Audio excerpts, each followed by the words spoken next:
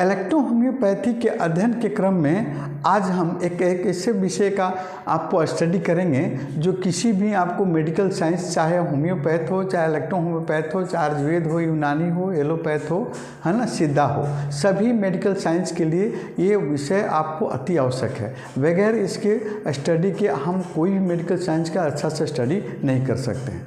तो इसमें आज हम ऑर्गन सिस्टम यानी मानव अंग तंत्र का निर्माण कैसे होता है, कैसे सभी अंग तंत्र मिलकर आपके बॉडी की संरचना करते हैं, इस पर हम आपको थोड़ा थोड़ा नॉलेज आपको देंगे सब सिस्टम के बारे में, और कौन कौन सी इलेक्ट्रो होम्योपैथिक औषधियाँ उस पर कार्य करती हैं इस पर हम अब बताएंगे। शुरू करते हैं स्केलेटन सिस्टम। देखिए यहाँ लगा है स्केलेटन सिस्टम। स्केलेटन सिस्टम क्या है? बोन, हड्डियों का एक समूह, जो हम अभी खड़ा हैं, बोल रहे हैं, हाथ पर उठा रहे हैं।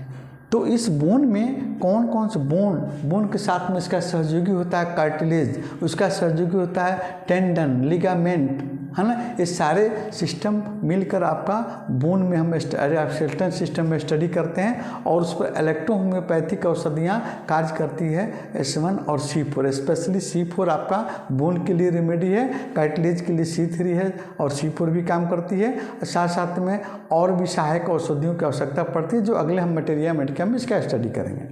ठीक है। दूसरा सिस्टम होता है आपका श्वसन तंत्र, रिस्पिरेटरी सिस्टम, है ना। तो रिस्पिरेटरी, हम सांस कैसे लेते हैं, कैसे छोड़ते हैं, मिनट में कितना बार हमारा सांस चलती है ना, बच्चों में कितना बार चलता है, ये आपको सारा सिस्टम आपको रिस्पिरेटरी सिस्टम में आता है। तो रिस्पिरेटरी सिस्टम में भाग लेने वाले ऑर्गन कौन कौन होते हैं? वो आपको जैसे नोज है, ट्रैकिया है ना, आपको बोथ लंग्स, 2 लंग्स हैं आपको, 1 पेयर लंग्स होते हैं आपको। इसके अलावा ब्रोंकाइज, ब्रोंकियल्स, ये आपको ऑर्गन होते हैं आपको लंग्स के, है ना, आपको रिस्पिरेटरी सिस्टम के, है ना। तो उस रिस्पिरेटरी सिस्टम पर आपका इलेक्ट्रो होम्योपैथिक औषधियाँ आपको प्री ग्रुप औषधियाँ कार्य करती है, P1, P2, P3, P4, है ना। डिजीज में जब हम पढ़ेंगे तो फिर अन्य सहायक औषधियों की आवश्यकता पड़ती है, लेकिन स्पेशली ये मेडिसिन आपका वो है P ग्रुप, है ना।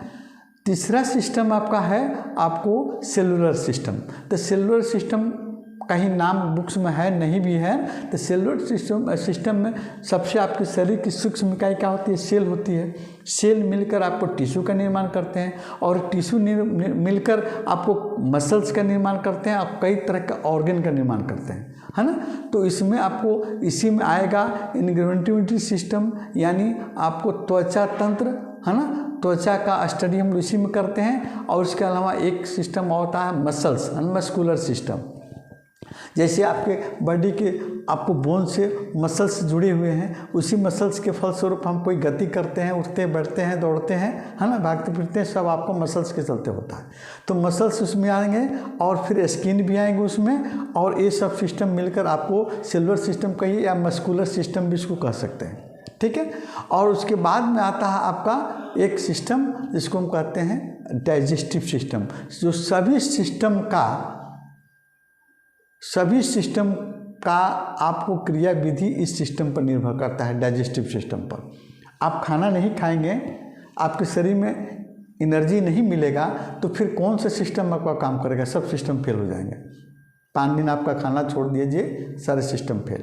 तो उसी तरह सिस्टम में आपको डाइजेस्टिव सिस्टम में भाग लेने वाले माउथ कैविटी से लेकर ओसोफेगस, आपको stomach, small intestine, large intestine, आपको लीवर, पेंक्रियाज, स्प्लीन, सारे डाइजेस्टिव ऑर्गन हैं जो आपको आपके डाइजेशन में भाग लेते हैं और एक डाइजेस्टिव सिस्टम का निर्माण करते हैं। इस पर आपको इलेक्ट्रो होम्योपैथिक औषधियाँ आपको S ग्रुप की S1, S10, है ना, आपको C ग्रुप का C10, C15, C आपको 13, और फिर लास्ट में आपको C ग्रुप की औषधि आपको अच्छी काम करती है। भरवन भी आपको लार्ज इंटेस्टाइन पर काम करती है, C10 भी लार्ज इंटेस्टाइन पर काम करती है। तो मटेरिया मेडिका में फिर हम अलग अलग और कौन कौन से मेडिसिन किस पर काम करता है उसको हम देखेंगे। चौथा नंबर आप देखिए है आपको ब्लड सर्कुलेटरी सिस्टम। तो ब्लड सर्कुलेटरी सिस्टम में क्या चीज़ काम करता है? ब्लड सर्कुलेटरी सिस्टम में आपका मेन ऑर्गन होता है आपका हार्ट होता है, उसके सहयोगी में आर्टरी जिसमें आपको मतलब शुद्ध रक्त का प्रवाह होता है, वेन है जो गंदा रक्त का कलेक्शन होता है, और फिर उसमें आपको साथ में आपको ब्लड है तो ब्लड के पर कौन सी इलेक्ट्रोहोम्योपैथिक औषधियाँ काम करती है। आर्टरी पर A1 A2, आपको वेन पर A2 और हार्ट पर A3 कार्य करती है ना। तो ये आपको ब्लड सर्कुलेटरी सिस्टम में आपको इसी सर्कुलेटरी सिस्टम से आपके सारे ऑर्गन को आपको भोजन मिलते हैं और सभी ऑर्गन आपका कार्य करते हैं, सिस्टम के अनुसार चलते हैं। उसके बाद आता है आपके लिम्फेटिक सिस्टम, है ना। तो लिम्फेटिक सिस्टम में क्या है, जिस तरह ब्लड सर्कुलेटरी सिस्टम है सेम उसी तरह लिम्फ सर्कुलेटरी सिस्टम है। ब्लड से ही लिम्फ का सेक्रेशन होता है ना। और लिम्फ भी एक वेसल्स के माध्यम से आपके शरीर में रन करते हैं, उसमें लिम्फ नोड होते हैं और लिम्फ नोड में लिम्फोसाइट्स पाए जाते हैं जो बाहरी बैक्टीरिया वायरस को किल करके आपको स्वस्थ बनाते हैं और आपके इम्यून सिस्टम को भी स्ट्रांग रखते हैं। इम्यून सिस्टम भी इसमें आएगा तो इम्यून सिस्टम में आपको वहीं आपको ऑर्गन आएंगे। लिम्फेटिक सिस्टम भी इम्यून सिस्टम का एक ही भाग है। अब उसके बाद हम देखते हैं रिप्रोडक्टिव सिस्टम। तो रिप्रोडक्टिव सिस्टम क्या आता है, male reproductive organ, female reproductive organ, जैसे आपको ओवरी है, आपको यूट्रस है ना। फिर उसी प्रकार आपको मेल में स्क्रोटम है ना, पेनिस है। ये सब आप ऑर्गन जो है उस ऑर्गन पर कौन कौन सी इलेक्ट्रोहोम्योपैथिक औषधियाँ काम करती है। जैसे ओवरी पर सीमन है, C2 काम करती है, S2 भी अच्छी काम करती है। मेल सेक्सुअल ऑर्गन पर S1 S3 L1 अच्छी कार्य करती हैं। इसके अलावा फीमेल पर स्पेशली सीमन C2 C5 आपको अच्छी कार्य करती हैं, है ना। अब इसके बाद में एक आता है इंडोक्राइन सिस्टम। तो इंडोक्राइन सिस्टम में एक अलग सिस्टम है जो आपके शरीर को आपको हार्मोन्स का सेक्रेशन होता है, कुछ जूस का भी सेक्रेशन होता है। इस सिस्टम में 2 सिस्टम होते हैं, इंडोक्राइन में एक्सोक्राइन और इंडोक्राइन, है ना। तो उस सिस्टम के अंतर्गत आपको जो हार्मोन्स का सेक्रेशन होता है, उस हार्मोन्स जो डायरेक्ट ब्लड में मिलकर आपके सिस्टम को, आपके ब्लड के बॉडी की क्रिया को क्रियान्वित करते हैं। उसके बाद आता है एक नर्वस सिस्टम। तो नर्वस सिस्टम में क्या होता है, नर्वस सिस्टम का जो हम अभी बोल रहे हैं हमको याद है कहाँ से बोल रहे हैं, हमारा ब्रेन का कंट्रोलिंग है। तो नर्वस सिस्टम का मेन ऑर्गन आपका होता है ब्रेन, स्पाइनल कॉर्ड और नर्व।